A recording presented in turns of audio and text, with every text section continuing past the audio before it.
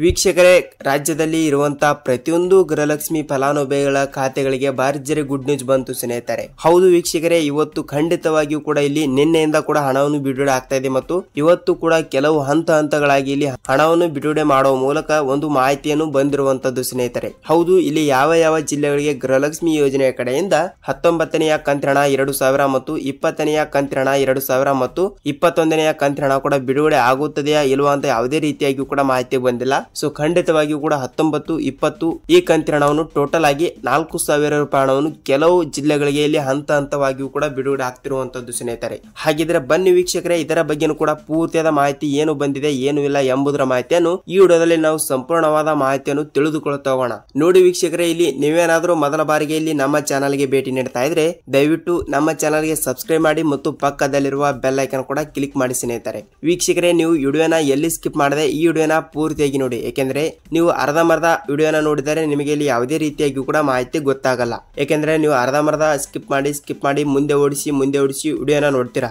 So ಅದಕ್ಕಾಗಿ ಯಾವ ಜಿಲ್ಲೆಗಳಿಗೆ ಹಣ ಬಿಡುಗಡೆ ಆಗಿದೆ ಅಂತ ನಿಮಗೆ ಇಲ್ಲಿ ಯಾವುದೇ ರೀತಿಯಾಗಿ ಕೂಡ ಮಾಹಿತಿ ಗೊತ್ತಾಗಲ್ಲ. ಸೊ ಖಂಡಿತವಾಗಿಯೂ ಕೂಡ ಈ ವಿಡಿಯೋನ ನೀವು ಎಲ್ಲಿ ಸ್ಕಿಪ್ ಮಾಡದೆ ಪೂರ್ತಿಯಾಗಿ ನೋಡಿ. ನಿಮಗೆ ಇಲ್ಲಿ ಗೃಹಲಕ್ಷ್ಮಿ ಯೋಜನೆಯ 19, 20, 21 ಟೋಟಲ್ ಆಗಿ ಈ 3 ಕಂತಿನ ಹಣ 6,000 ರೂಪಾಯಿ ಹಣವನ್ನು ಯಾವಾಗ ಮತ್ತು ಯಾರ್ಯಾರಿಗೆ ಬಿಡುಗಡೆ ಆಗುತ್ತದೆ ಮತ್ತು ಯಾವ ರೂಲ್ಸ್ಗಳು ಕೂಡ ಮತ್ತೆ ಅಪ್ಡೇಟ್ ದಲ್ಲಿ ಬಂದಿದೆ ಅಂತ ಈ ವಿಡಿಯೋದಲ್ಲಿ ಸಂಪೂರ್ಣವಾದ ಮಾಹಿತಿಯನ್ನು ನೋಡಿಕೊಳ್ಳುತ್ತಾ ಹೋಗೋಣ ಸ್ನೇಹಿತರೆ. ಹಾಗಿದ್ರೆ ಬನ್ನಿ ಸ್ನೇಹಿತರೆ, ತಡಾಯಕ್ಕೆ ವಿಡಿಯೋನ ಸ್ಟಾರ್ಟ್ ಮಾಡೋಣ.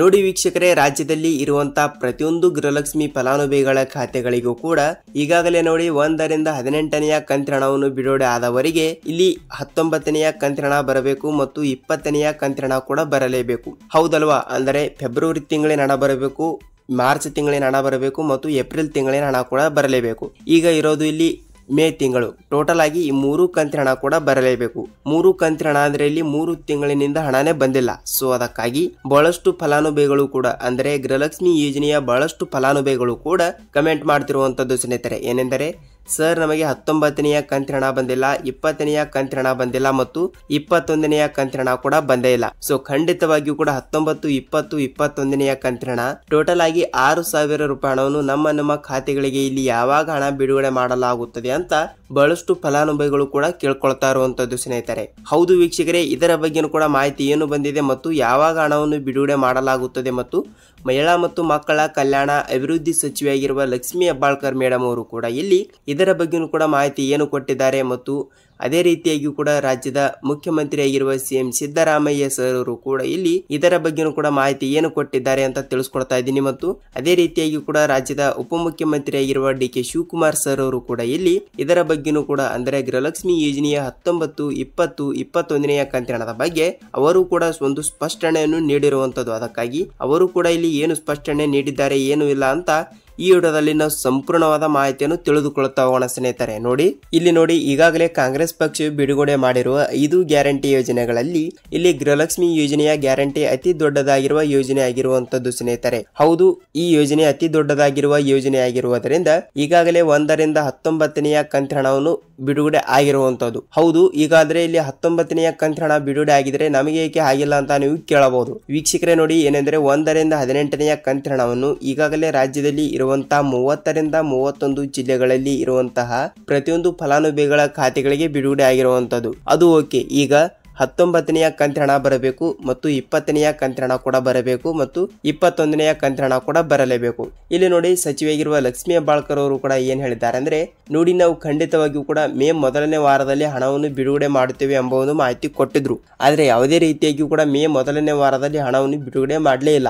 ಸೊ ಖಂಡಿತವಾಗಿಯೂ ಕೂಡ ಇವತ್ತು ಮೇ 12 ಇರುವುದರಿಂದ ಮೇ 15ನೇ ತಾರೀಕಿನ ತನಕ ನಾವು ಒಂದು ಹಣವನ್ನು ಜಮಾವಣೆ ಮಾಡುತ್ತೇವೆ ಎಂಬ ಒಂದು ಮಾಹಿತಿ ಕೊಟ್ಟಿದ್ದಾರೆ. ಸೊ ಖಂಡಿತವಾಗಿಯೂ ಕೂಡ ಮೇ 15ನೇ ತಾರೀಕಿನ ತನಕ ಹಣವನ್ನು ಬಿಡುಗಡೆ ಮಾಡುತ್ತಾರಾ ಇಲ್ವಾ ಅಂತ ನಾವು ಕಾದು ನೋಡಬೇಕಾಗಿರುತ್ತದೆ. ಏಕೆಂದರೆ ನೋಡಿ, ಅವರು ಹೇಳ್ತಾರೆ ಅಂದ್ರೆ ಆ ದಿನಕ್ಕೆ ಹಣವನ್ನು ಬಿಡುಗಡೆ ಆಗುತ್ತದೆ ಇಲ್ವಾ ಅಂತ ಗೊತ್ತೇ ಇರಲ್ಲ. ಅದಕ್ಕಾಗಿ ಕಂಪಲ್ಸರಿಯಾಗಿಯೂ ಕೂಡ ಅವರು ಹೇಳಿದಾಗೆ ನಾವು ಕೇಳಬೇಕಾಗುತ್ತದೆ ವೀಕ್ಷಕರೇ. ಸೊ ಖಂಡಿತವಾಗಿಯೂ ಕೂಡ ಇಲ್ಲಿ ಮೇ 1ನೇ ವಾರದಲ್ಲಿ ಹಣವನ್ನು ಬಿಡುಗಡೆ ಮಾಡಿಲ್ಲ ಅಂದ್ರೆ ಇಲ್ಲಿ ಮೇ 15ನೇ ತಾರೀಕಿನ ತಾರೀಕಿನ ತನಕ ಅವರು ಟೈಮ್ ಅನ್ನು ಕೊಟ್ಟಿದ್ದಾರೆ. ಖಂಡಿತವಾಗಿಯೂ ಕೂಡ ಮೇ 15ನೇ ತಾರೀಕಿನ ತನಕ ಎಲ್ಲರೂ ಕೂಡ ವೇಟ್ ಮಾಡಬೇಕಾಗುತ್ತದೆ ಸ್ನೇಹಿತರೆ. ಮೇ 15ನೇ ತಾರೀಕಿನ ನಂತರ ನಿಮ್ಮ ಜಿಲ್ಲೆಗಳಿಗೂ ಕೂಡ ಇಲ್ಲಿ ತಪ್ಪದೆ ಹಣವನ್ನು ಬಿಡುಗಡೆ ಮಾಡುತ್ತೇವೆ ಎಂಬ ಒಂದು ಮಾಹಿತಿ ಕೊಟ್ಟಿದ್ದಾರೆ. ಖಂಡಿತವಾಗಿಯೂ ಕೂಡ ಎಲ್ಲಾ ಜಿಲ್ಲೆಗಳು ಅಂತ ಅವರು ಕೊಟ್ಟಿದ್ದಾರೆ. ಅದರಲ್ಲಿಯೂ ಕೂಡ ಎಲ್ಲಾ ಜಿಲ್ಲೆಗಳು ಅಂದ್ರೆ ಇಲ್ಲಿ ಯಾವ ಜಿಲ್ಲೆಗಳು ಅಂತ ಗೊತ್ತಾಗಬೇಕಲ್ವಾ, ಅದಕ್ಕಾಗಿ ಇಲ್ಲಿ ಮೊದಲನೇ ಹಂತ ಮತ್ತು ಎರಡನೇ ಹಂತ ಅಂತ ಜಿಲ್ಲೆಗಳನ್ನು ಒಡೆದಿರುತ್ತಾರೆ. ಸೊ ಖಂಡಿತವಾಗಿಯೂ ಕೂಡ ಅವರು ಮೊದಲು ಇಲ್ಲಿ ಉತ್ತರ ಕರ್ನಾಟಕದಲ್ಲಿ ಬರುವಂತ ಜಿಲ್ಲೆಗಳಿಗೆ ಹಣವನ್ನು ಬಿಡುಗಡೆ ಮಾಡಿ ನಂತರ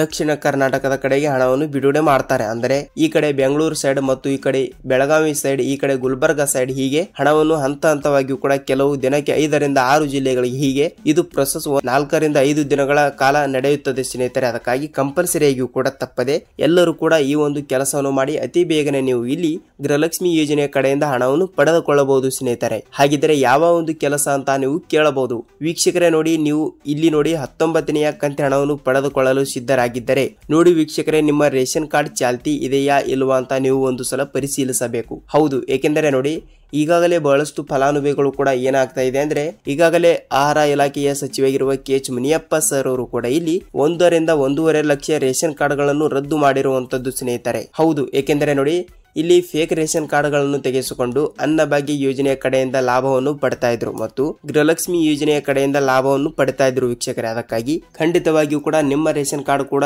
ಚಾಲ್ತಿ ಇದೆಯಾ ಇಲ್ವಾ, ಅಂದರೆ ಇಲ್ಲಿ ಆಕ್ಟಿವ್ ಇದೆಯಾ ಇಲ್ವಾ ಅಂತ ನೀವು ನಿಮ್ಮ ಹತ್ತಿರದ ಗ್ರಾಮ 1 ಮತ್ತು ತಾಲೂಕಿನಲ್ಲಿ ಇರುವ ಕೇಂದ್ರ 1 ಬೆಂಗಳೂರು ಇಂಥ ಕೇಂದ್ರಗಳಿಗೆ ಹೋಗಿ ನೀವು ನಿಮ್ಮ ರೇಷನ್ ಕಾರ್ಡ್ ಚಾಲ್ತಿ ಇದೆಯಾ ಇಲ್ವಾ ಅಂತ ಒಂದು ಸಲ ನೀವು ಪರಿಶೀಲಿಸಬೇಕು ಸ್ನೇಹಿತರೆ.